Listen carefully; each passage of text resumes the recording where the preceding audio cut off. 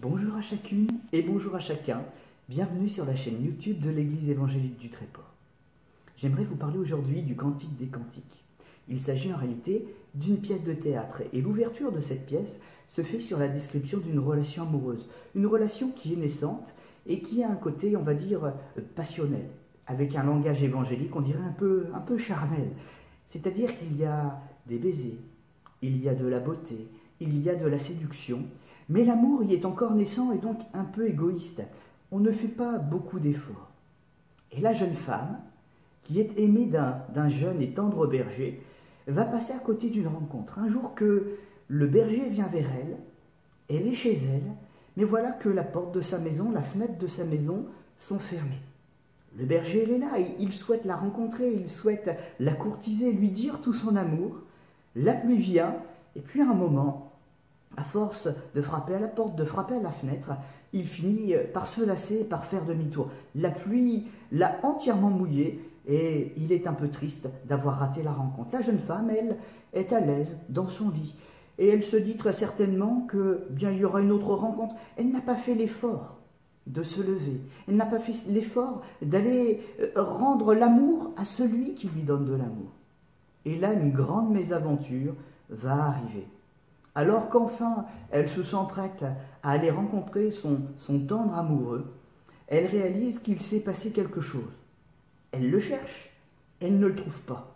Elle pousse ses recherches vers la campagne, puis vers la ville, et puis finalement, elle se retrouve à un endroit où peut-être, et même certainement, elle n'aurait pas dû être. C'est un palais royal, où il y a un homme d'influence, un roi. Mais attention, et cet homme-là va commencer à s'intéresser à elle, parce que lui aussi la voit comme elle est, une très belle jeune femme. Mais il n'est pas comme l'amoureux de cette jeune femme, il n'est pas comme le berger, il n'est pas prêt à tout sacrifier, il n'est pas prêt à s'investir dans une relation exclusive, belle, pure, pleine de respect. Lui, ce roi, a l'habitude de collectionner les belles femmes. D'ailleurs, ce que nous lisons entre les lignes de la Bible, notamment par l'apparition de plusieurs jeunes femmes tout au long des échanges que le roi a avec cette jeune femme de couleur, eh bien c'est qu'en réalité il lui propose d'entrer dans un harem, dans une collection. Aujourd'hui malheureusement, beaucoup de jeunes femmes et beaucoup de jeunes gens à la recherche de l'amour finissent par se lasser, par se perdre en cours de route, dans leurs recherches. Et ils finissent par accepter des propositions qui sont indécentes, pour un peu d'amour, pour un peu d'extase, pour un peu de passion, pour un peu de fantasme, ils finissent par s'égarer et par se perdre. Ils deviennent le trophée de la collection d'un homme ou d'une femme mauvais, mal avisé, qui les aura tirés vers le bas. Heureusement, dans le texte biblique, et je pense à cause de l'action silencieuse de Dieu qui parle au cœur, cette jeune femme arrive à se délivrer du piège, elle arrive à avoir un peu de discernement, elle arrive à avoir un peu de volonté, et elle partira, elle arrivera à s'échapper, elle arrivera à reprendre sa pure recherche, sa belle recherche du véritable amour, là où elle l'a laissé. Elle retourne sur les premiers endroits où elle avait abandonné, perdu, quitté de vue son grand amour. Dans son cœur et tout au long de sa démarche, elle a certainement été saisie par l'angoisse, par l'incertitude, par le remords. Mais voilà, il y a pour elle une grande note d'espérance.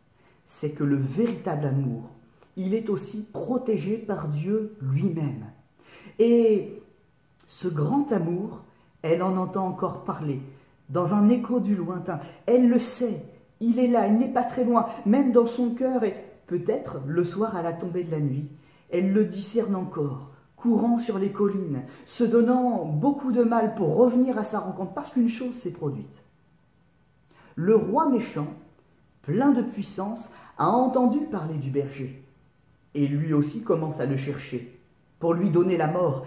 Il ne supporte pas qu'un autre amour que le sien puisse entrer en ligne de compte et lui arracher ce trophée qu'il convoite.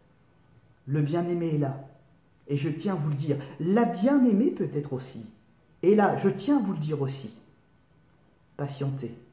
Il y aura un temps de réunion, il y aura un temps de retrouvailles, non pas pour un mariage qui va échouer, Mais grâce à la distance, grâce au temps, grâce aux sentiments qui ont été éprouvés au travers des épreuves, vous retrouverez l'être élu. Et Dieu lui-même, à cause de votre démarche de pureté, d'attente, de fidélité, de construction, sera le garant de ce que vous êtes en train de créer.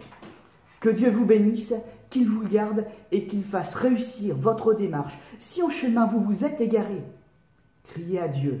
Demandez-lui de réparer avec vous les erreurs que vous avez commises, de réparer les brèches que vous avez laissées dans votre cœur, dans votre relation. Et vous verrez, si c'est authentiquement le vrai amour que vous voulez forger avec Dieu, Dieu se manifestera. Et ce qui pour les autres n'est qu'une union, n'est qu'un couple, sera pour vous bien plus. Ce sera un authentique miracle qui repose sur la grâce de Dieu. Amen.